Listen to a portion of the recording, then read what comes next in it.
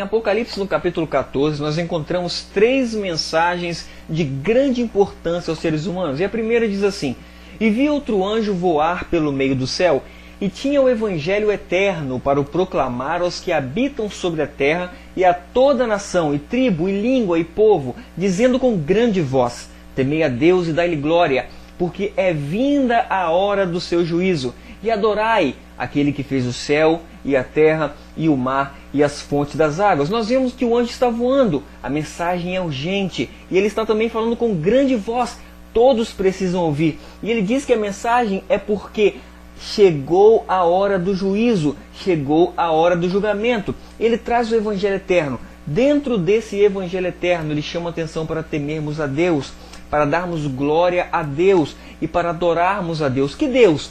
O Deus que fez o céu e a terra e o mar e as fontes das águas, ou seja, o Deus Criador. Então vamos deixar a Bíblia mostrar quem é o Deus que deve ser adorado. Em Atos, no capítulo 14, no verso 15, está escrito: E dizendo: Senhores, por que fazeis essas coisas? Nós também somos homens como vós, sujeitos às mesmas paixões, e vos anunciamos que vos convertais dessas vaidades ao Deus vivo, que fez o céu e a terra, o mar e tudo que neles há. Então nós vemos que 2 características de Deus: ele é o Deus vivo, e ele também é o Deus que fez o céu e a terra, o mar e tudo quanto há neles. Então nós vemos, cruzando aqui Apocalipse 14 com Atos 14, nós vemos que é o mesmo Deus Criador. E o Deus Criador também é o Deus vivo. Então nós temos 2 características de Deus. Vamos achar mais uma. Atos no capítulo 17, no verso 24, está escrito: O Deus que fez o mundo e tudo que nele há, sendo Senhor do céu e da terra, não habita em templos feitos por mãos de homens. Então nós vemos que o Deus Criador, aquele que fez o mundo, também é o Senhor do céu e da terra. 3 características nós encontramos aqui.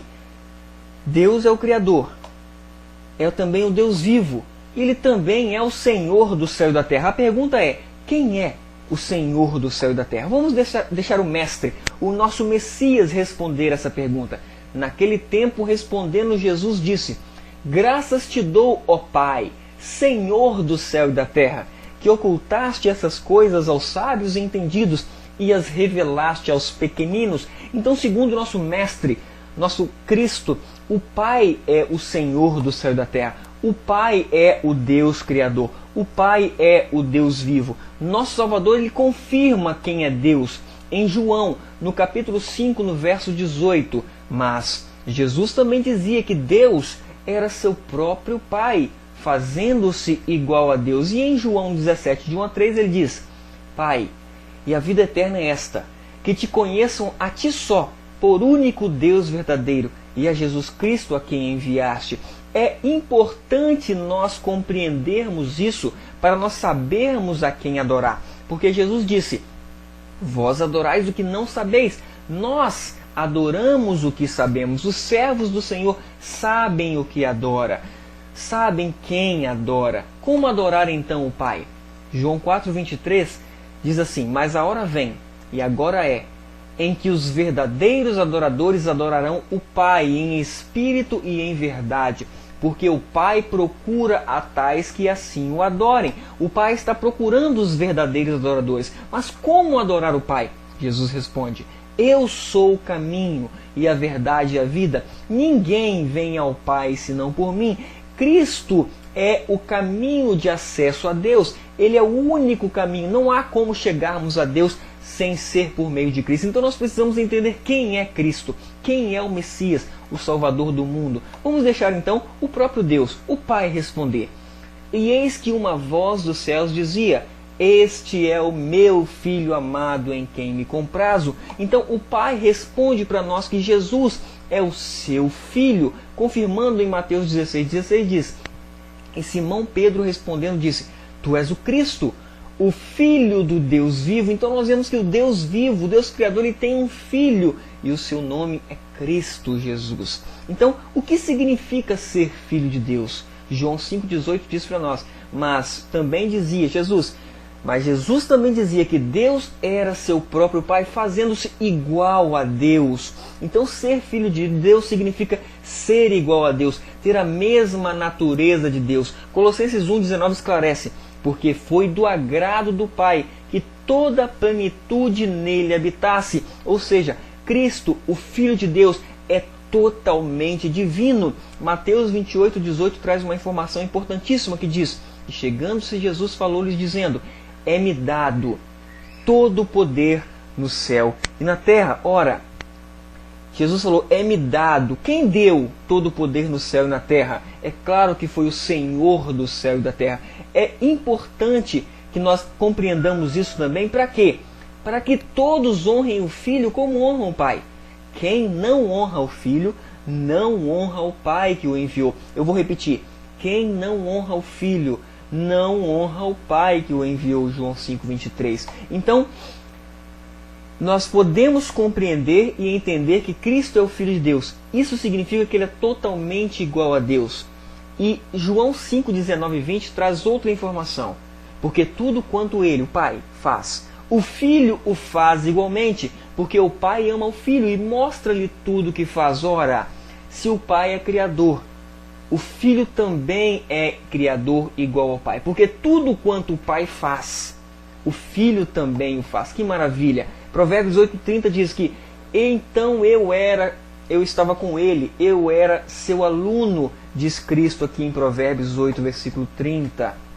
Então, podemos afirmar com toda certeza que o soberano do universo, o Pai, não estava só em sua obra de beneficência. Tinha um companheiro, o único ser que poderia penetrar em todos os conselhos e propósitos de Deus. Podemos afirmar isso com toda certeza. Então, Cristo é Criador, para que ao nome de Jesus se dobre todo o joelho dos que estão nos céus e na terra e debaixo da terra, e toda língua confesse que Jesus Cristo é o Senhor, para a glória de Deus Pai. Então, quando nós dobramos os joelhos ao Filho de Deus, nós também estamos glorificando a Deus o Pai. Então, nós vemos em Apocalipse a adoração completa, a adoração celestial ao que está sentado no trono e ao Cordeiro. Sejam dadas ações de graças e honra e glória e poder para todo sempre.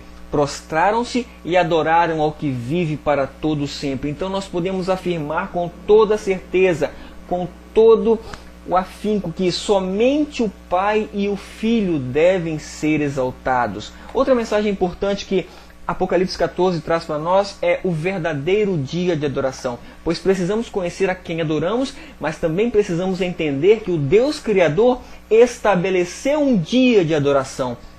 E Apocalipse 14, 7 vai nos lembrar o quarto mandamento, que diz assim: lembra-te do dia do sábado para o santificar. Por quê? Porque em 6 dias fez o Senhor os céus e a terra e o mar e tudo que neles há. E ao 7º dia descansou. Portanto, abençoou o Senhor o dia de sábado e o santificou. Perceba que, cruzando o quarto mandamento com Apocalipse 14, nós também vemos os textos chamando a atenção para o Deus Criador. Então, é importante que você entenda que nós precisamos adorar o Deus Criador no dia em que Ele estabeleceu, que é o sábado, para adoração. E também o sábado, segundo Ezequiel 20:20, é o selo de Deus. Leia: e santificai os meus sábados, e servirão de sinal entre mim e vós, para que saibais que eu sou o Senhor vosso Deus. Então, se você quer saber quem é o vosso Deus, você precisa santificar o sábado, porque o próprio Deus falou que o sábado serve de sinal. Vamos dar uma olhada no Novo Testamento e ver o sábado ao ocorrer do Novo Testamento. Lucas 4,16 diz para nós que o sábado foi guardado por Cristo. Lucas 23,56 diz que o sábado foi guardado após a morte de Cristo. E também em Atos 16,13, um dos textos mais fantásticos que temos sobre a guarda do sábado após a ressurreição de Cristo é esse: e no dia de sábado saímos fora das portas para a beira do rio, onde se costumava fazer a oração, e assentando-nos falamos às mulheres que ali se ajuntaram. Se você vê o contexto, você vai ver que Paulo está dizendo isso, que eles saíram para fora das portas da cidade, à beira de um rio, procurando um lugar de oração. Por quê? Porque era dia de sábado, é o santo dia. Então a mensagem que nós queremos deixar para você aqui também é: lembra-te do dia do sábado, não se esqueça desse dia. Foi Deus quem santificou, Deus que separou esse dia para a sua adoração. A segunda mensagem angélica é uma denúncia. Ela diz o seguinte: e outro anjo seguiu dizendo: caiu, caiu Babilônia, aquela grande cidade que a todas as nações deu a beber do vinho da ira da sua prostituição.